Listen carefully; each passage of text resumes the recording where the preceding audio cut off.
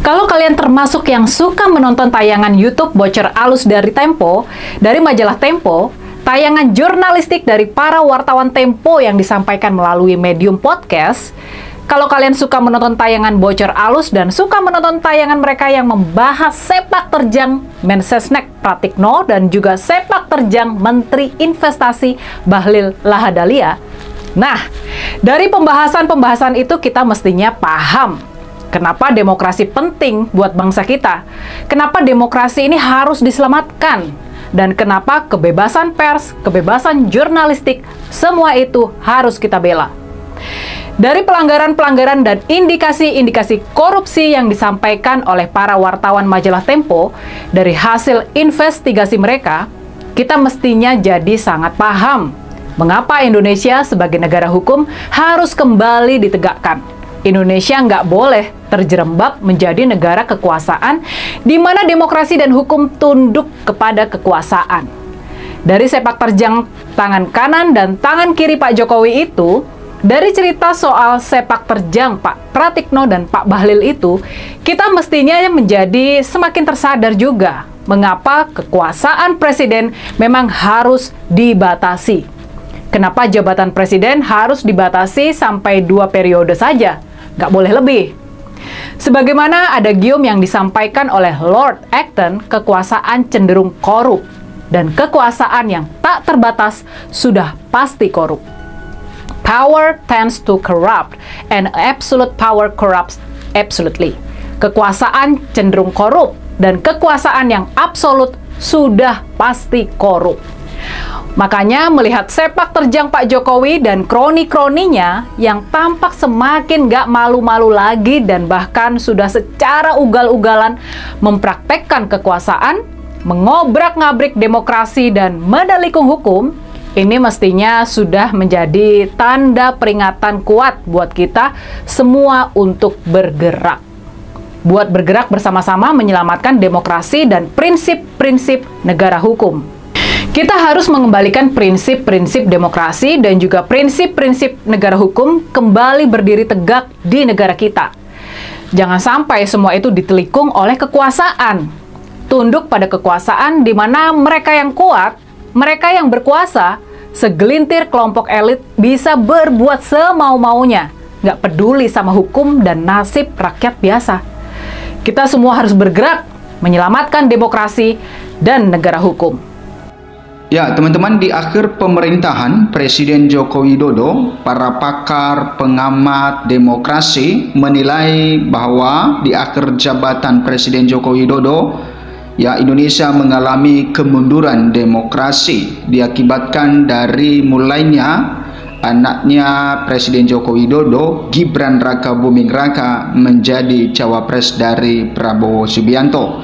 Sehingga mulai dari situ ya dinilai bahwa sistem demokrasi yang ada di Indonesia ya mulai menurun. Karena juga Gibran Rakabuming Raka ya dicalonkan sebagai cawapres Prabowo Subianto oleh karena pelanggaran etik di Mahkamah Konstitusi, sehingga Gibran Rakabuming Raka bisa lolos untuk menjadi cawapres Prabowo Subianto.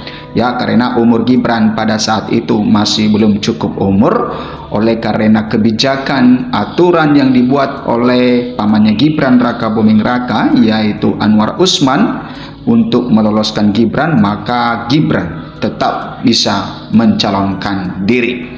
Nah, teman-teman, di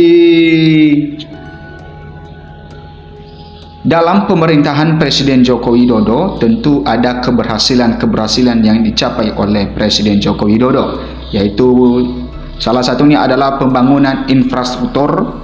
Maka ketika Presiden Joko Widodo memimpin negara ini kurang lebih 10 tahun, maka kita juga bisa menyaksikan ya betapa gencarnya pembangunan-pembangunan di berbagai daerah. Nah, di balik dari situ, di sisi lain ada juga kelemahan, yaitu sistem demokrasi, karena di akhir masa jabatannya sistem demokrasi dinilai sudah menurun. Nah, kita lihat di sini teman-teman, warisan Jokowi. Inilah warisan Jokowi di dalam akhir pemerintahannya. Dikatakan ironi kemunduran demokrasi di tangan si anak kandung reformasi di balik gencarnya pembangunan infrastruktur dan investasi. Ya, selama 2 periode memimpin Indonesia, para ekonom sepakat bahwa Presiden Joko Widodo berhasil memperbanyak infrastruktur dan gencar menggait investasi. Namun warisan Jokowi di bidang pembangunan itu harus dibayar mahal dengan kemunduran demokrasi, kata pakar politik dan pegiat HAM atau hak asasi manusia.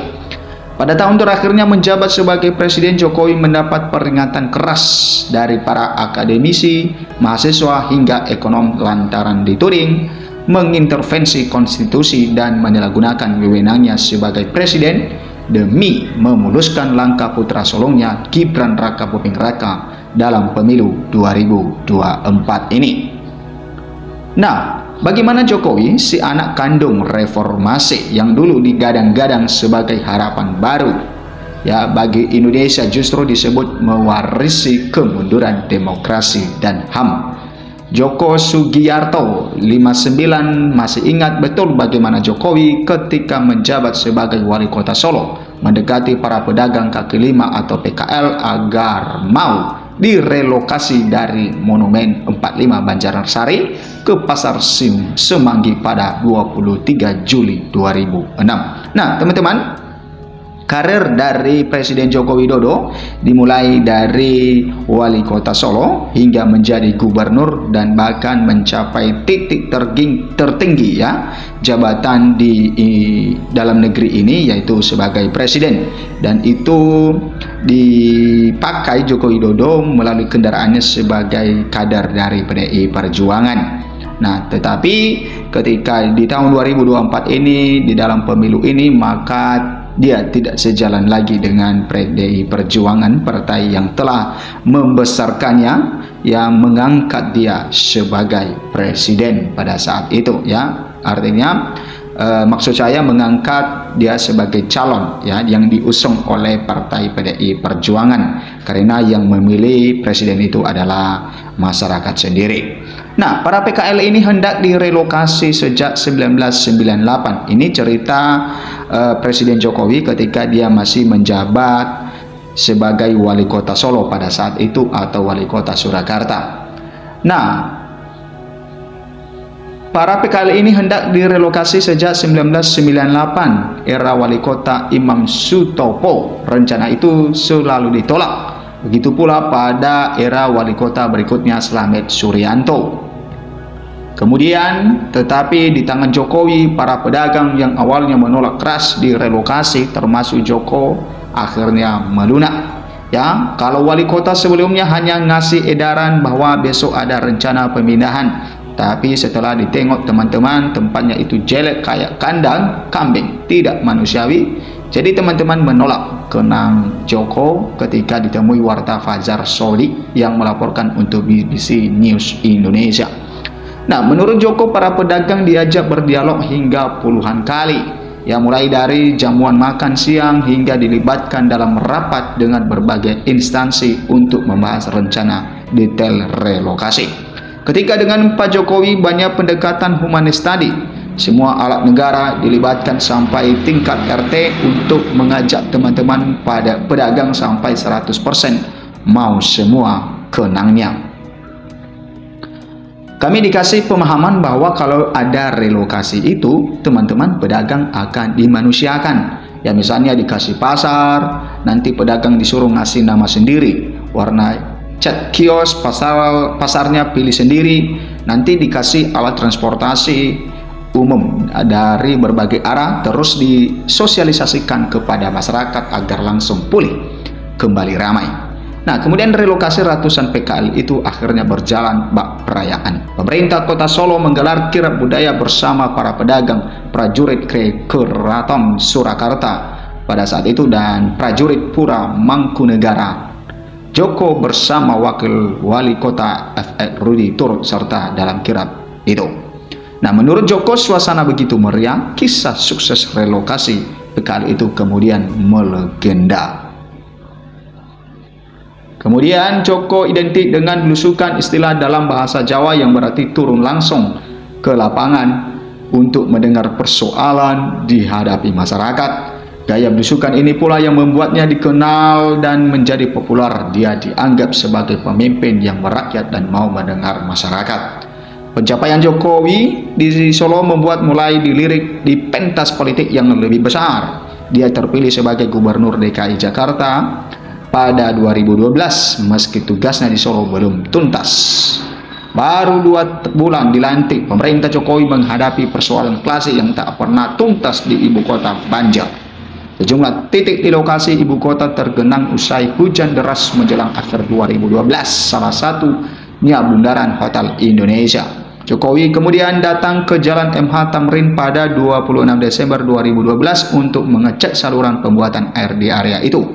Saat itulah Jokowi masuk ke dalam gorong-gorong. Momen itu dipotret oleh banyak media dan kerap dikenang hingga saat ini. Nah, teman-teman, itulah yang dilakukan oleh Presiden Joko Widodo ya ketika dia menjabat sebagai wali kota Solo pada saat itu dan juga sebagai Gubernur DKI Jakarta. Dan kita akui bahwa prestasi Presiden Jokowi di dalam pembangunan infrastruktur ini sangat bagus, sehingga di wilayah Papua sana juga dibangun, bukan hanya di wilayah sekitaran Jawa tetapi sampai kepada Papua. Nah, itulah, tetapi di masa akhir ya pemerintah Presiden Joko Widodo, para pakar menilai bahwa sistem demokrasi menurun. Itu adalah sisi kelemahan dari Presiden Joko Widodo. Nah, teman-teman, berikan komentar Anda, bagaimana menurut Anda ya bahwa sistem demokrasi yang semakin menurun itu adalah bagian dari kelemahan dari pemerintah Presiden Joko Widodo, malah ada pendapat di balik semuanya itu. Terima kasih, sampai jumpa di video berikutnya.